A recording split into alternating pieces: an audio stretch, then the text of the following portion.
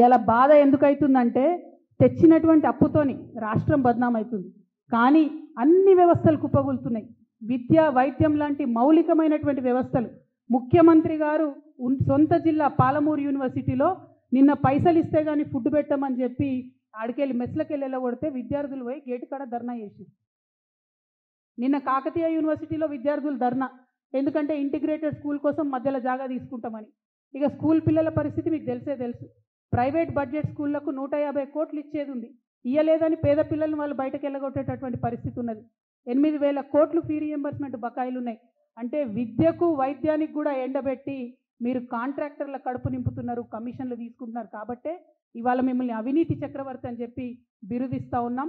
మిమ్మల్ని మేము డిమాండ్ చేస్తూ ఉన్నాం, 2 లక్షల కోట్ల అప్పు మీరు ఏం చేసిండ్రో శ్వేతపత్రం విడుదల చేయాలి. ఎట్ ఎనీ కాస్ట్ మీరు దేనికి ఎంత స్పెండ్ చేసిండ్రో రాష్ట్ర ప్రజలకు క్లియర్గా చెప్పాలి.